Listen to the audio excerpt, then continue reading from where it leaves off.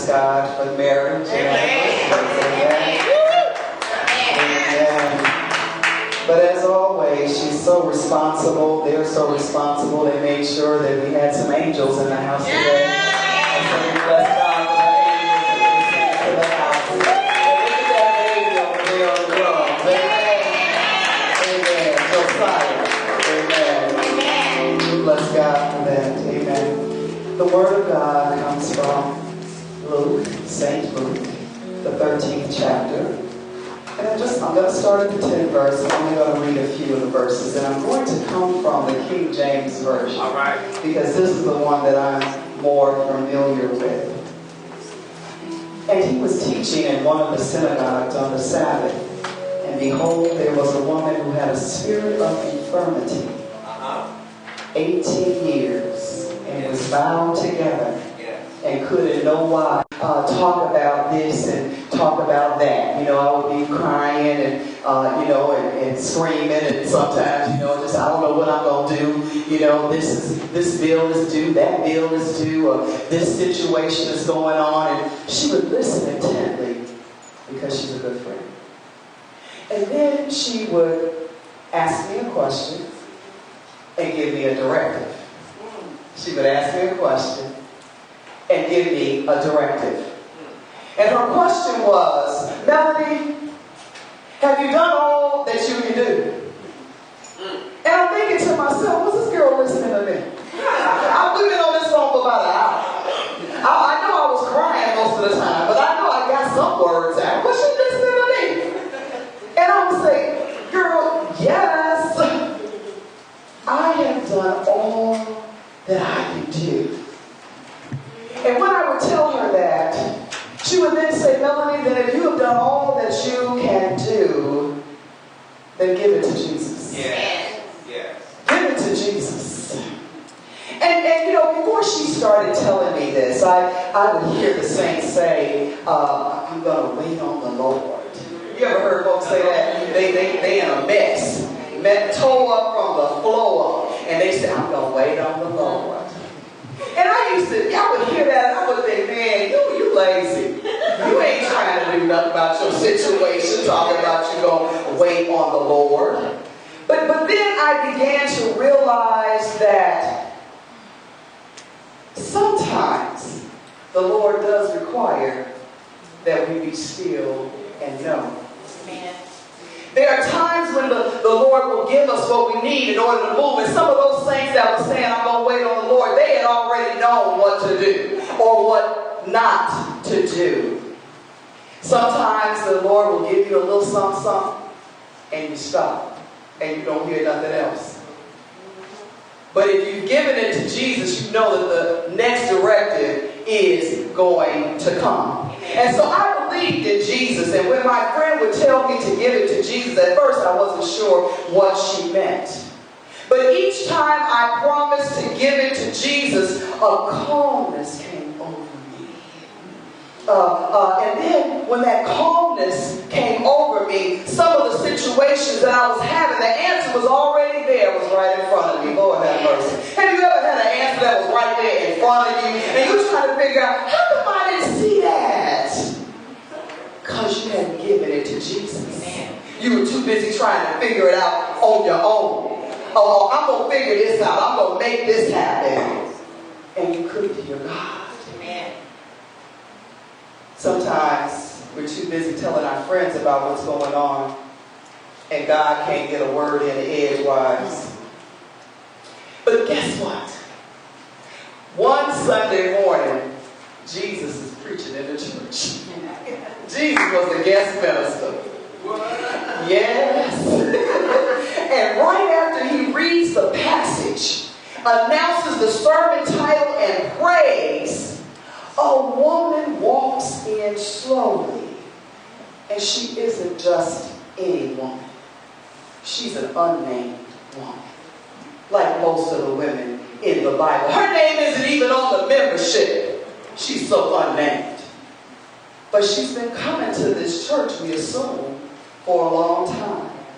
And she doesn't walk in like the other people. She draws attention. Folks start turning around staring. because of her physical appearance. She draws attention because there's a spirit on her and it's not a good one. We don't know how the spirit makes her act or how the spirit makes her talk. Maybe she cusses folks out. We don't know.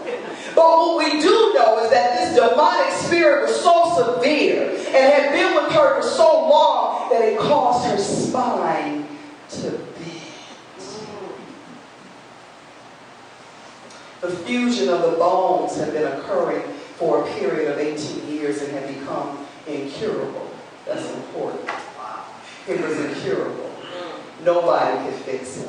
That meant that she had obviously been to some doctors. Right. That obviously meant that somebody had tried to give her some medicine, took her to the doctor. But she was incurable because she had been like this for so long. Being bent over like that, I imagine, has to be painful. She wouldn't have been able to see the dawning of a new day, y'all, or the setting of the moon at night. The sun had stopped caressing her eyes or her face. The light of life would have been blocked from her sight. For 18 years, her face was facing the ground, the dirt, the mud, and all the places people's feet had walked on. Places where animals had. That's what she saw. She wouldn't have been able to pick up a child, give a hug, or even receive a hug. She was probably stared at it. People might not have wanted her to be in the ministry. She probably wasn't invited to be an usher or sing on the praise team. Who would want her on the praise team? She's been over and she got a spirit on her. She probably wasn't part of hospitality or the ones who would visit with the deacons. Being bent over because of a bad spirit, I imagine, would make your outlook on life not so good. You're limited in what you can do and what you can be. Being bent over would have caused her to look down, be down. And I would imagine lose a little bit of hope with each passing moment, with each passing day, with each passing month. Yes. And now it's 18 years. It said in Scripture that this demonic possession caused her physical deformity. But I submit to you this morning that her physical deformity could have caused her demonic possession. Right. She had a spirit of infirmity, which meant she was sick. She was gravely ill. And since she was unnamed, any of us can attach our stuff to this story. Right. Some of us have a spirit of weakness. Some of us have a spirit of lack. Some of us have a spirit of not being able to be loving and kind. That's why I believe she didn't have a name. So that we wouldn't think ourselves better than her. Right. And this is what else I know when you got a spirit on you. When you've been down for so long because you've been sick, there's no relief in sight. It will make you act like you lost your mind. Have you ever been in pain and it wouldn't go away? It does something to you. Can you imagine being like that for 18 years? But something happened. All right. When this unnamed woman gave her situation to Jesus. Yes. Well, she was healed. Yes. But you know what troubles me, church?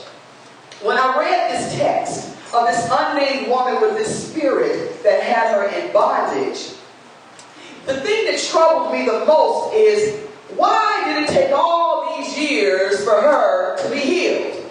Especially if she had been coming to the church. Oh, God. Why wasn't the church able to heal her? All right now. It ain't going to be pretty. See, we know that back in the day, the people didn't know Jesus yet because he had just come on the scene and he hadn't completed his mission, but today we don't have an excuse. Right. Jesus said in John 14, beginning with the 12th verse, very truly I tell you, the one who believes in me will also do the works that I do, and I will do whatever you ask in my name, so that my Father may be glorified in the Son. And then he says it again. If you ask in my name for anything, I will do it. And after the resurrection, Jesus told the disciples that once they had received the Holy Spirit, they would have power. Amen. Throughout the Bible, miracles were performed by those who believed and were carrying out the mission of the Lord. And we know that miracles are supernatural manifestation of God's power. They're signs and wonders. But do you know this? That God can use anyone to be a miracle in someone's life. God, we just heard it right here in the testimonies. Bear performed a miracle. She might not have even known that she was that powerful. She had just met this woman, but she performed a miracle in her life. Miracles meet a need when all hope is lost. And the manifestation defies reason.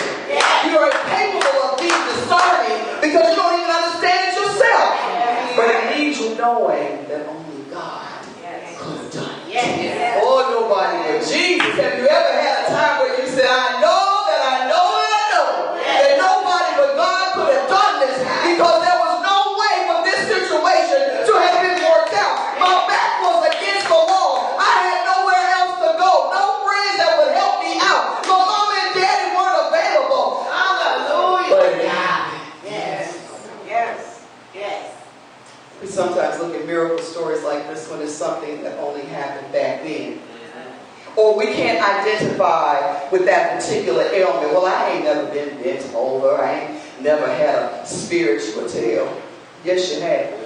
You've been bent over. Maybe you didn't look bent over, but you've been bent over. You've been bent over because of that situation you're dealing with right now. You've been bent over because of something you dealt with yesterday. You might be bent over tomorrow. And you have spirits because we all have to exercise it. Exercise those spirits from time to time. So yes, miracles happen and we can identify with this story. But God is performing miracles every day. Someone said that when a baby enters the world, that's a miracle. When a new day dawns, that's a miracle. That breath you just took, that's a miracle. Ever been down to your last and someone gives you some money you weren't expecting? That's a miracle.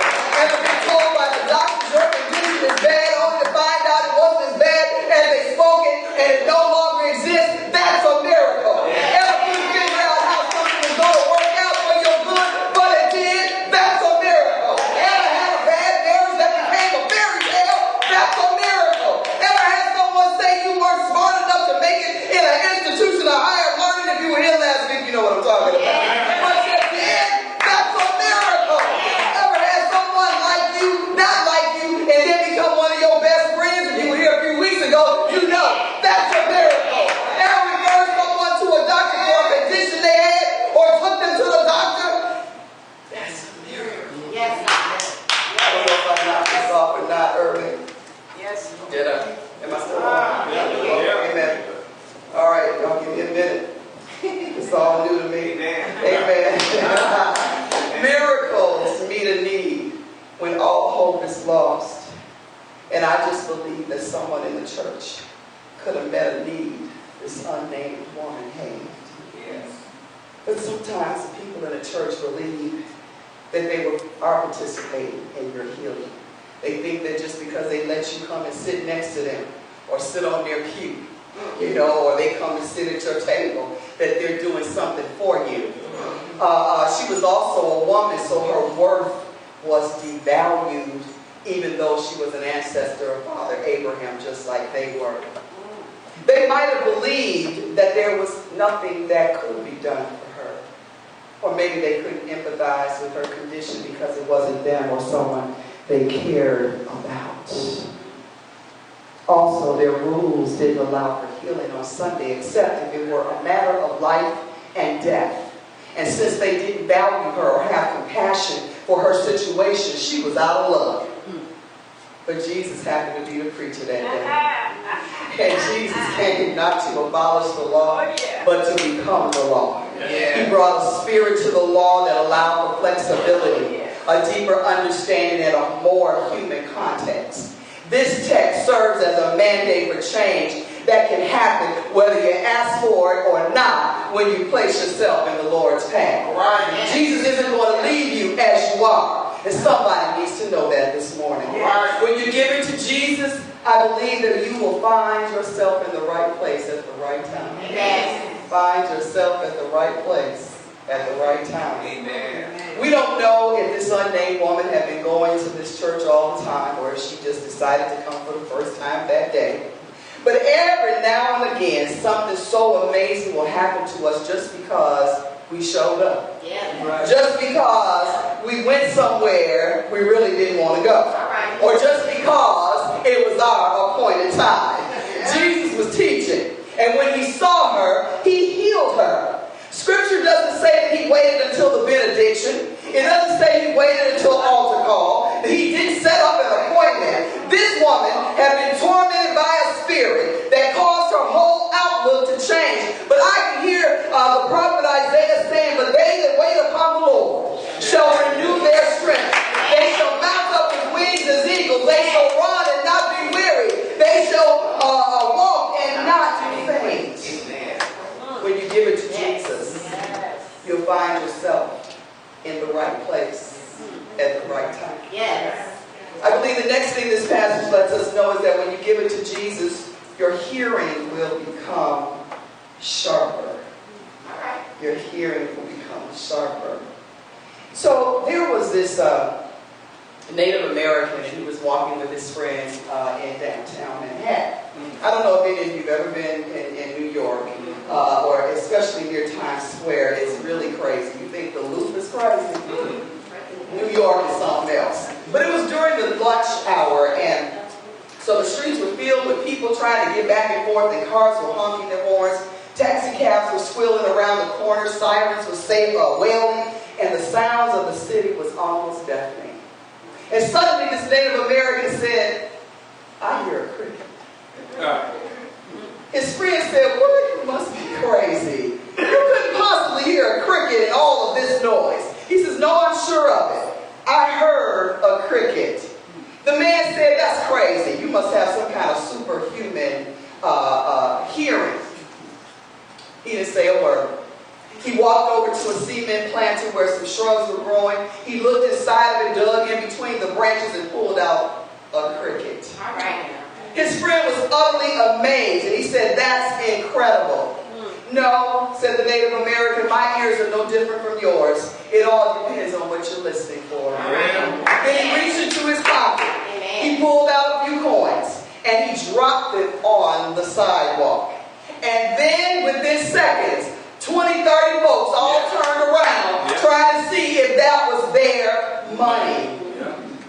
The Native American says, "See what I mean? It all depends on what's important to you." Church, what's important to you? What do you listen for? Some people say there is no God and that he has not spoke to me lately. But perhaps they cannot see or hear him because they aren't listening. They're living for themselves and not for God. They're telling themselves it can't happen, but God says it can. They're telling themselves, "I've tried everything I can do." Give it to Jesus. Yes.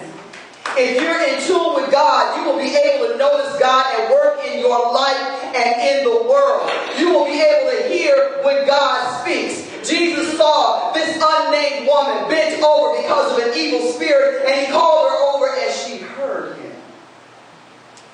She heard him above the looks, above the stares, the people that didn't want to be around her. She heard him above the noise. I imagine Jesus told her something I heard Noel Jones say. "Daughter, there's ministry in your scars." All right now. You're not going through this for nothing. There's a ministry in your scars. Somebody's going to be blessed by your testimony. Somebody's going to know that they can make it through a little bit further because of what you're going through. Amen. When you give it to Jesus, church, you'll be in the right place at the right time. Yes. When you give it to Jesus, your hearing will become sharper.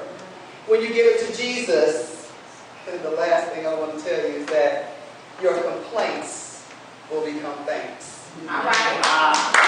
Your complaints will become thanks. This unnamed woman doesn't utter a word in this text until she begins praising God. Don't know why she doesn't say a word. She just comes on in. And once she's healed, she begins praising God. Jesus saw her, which meant she was in the right place at the right time. He called her over. That meant her hearing was tuned into J-E-S-U-S. And then Jesus said, woman, thou art loosed. Woman, thou art loosed. Man, thou art loosed. Child, you are loosed from whatever it is that has you bound up. Whatever it is that makes you think that you cannot make it. Whatever it is that got your head down and got you bent over. You are loose from that. You don't have to take it out this door unless you want to. You don't have to take it back to your home unless you choose to. You don't have to take it back to work unless you're just a glutton for punishment. The Lord said you are loose. Touch Jesus. Frees you. It hopes you. It'll be your last Sunday for that. And it gives you nothing vision. And it will heal you. We feel that touch through the encouraging words of other saints. We feel that touch through the songs that are sung, the music played during our prayer time. This unnamed woman, who could have been any of us, with the spirit of weakness, as one writer put it, never asked Jesus to heal her. Maybe she didn't know Jesus. Maybe she didn't feel worthy of healing. Or maybe she had been crying so much in the midnight hours that she just didn't think anything was going to change. But she showed up at the church. She showed up at the church house believing something that one day things were going to be different. She showed up, and this was her day. God will put you back together right in front of the folks that broke you. God will, I can't take credit for that. I saw coming. God will put you back together in front of the folks that broke you. Now somebody ought to be shouting. Somebody's been broken by somebody. Somebody wants to make your life miserable. Satan came and tried to attack you and had you bent over. But the Lord will put you back together in front of the folks that broke you. And as Minister Brooks told us, he'll show you off. Amen. And your compliments will become thanks. So again, I can't take credit for that. Yesterday I was here in the village for the prayer that they had periodically. I really didn't want to go. I promise you. I was about to write myself a note and say why. I didn't want to go just that bad. And it wasn't that I didn't want to pray. It wasn't that I didn't want to be in the house where prayer was going on. I got things to do. I'm like over the top with stuff that needed to be done. But I couldn't have any peace. The Lord kept bugging me about that 10 o'clock prayer. That's right. I said, okay, I'm going to go. And I came. And I sat in the back of the church. I didn't really want to participate because I needed some prayer. But before they began, Pastor Pitts came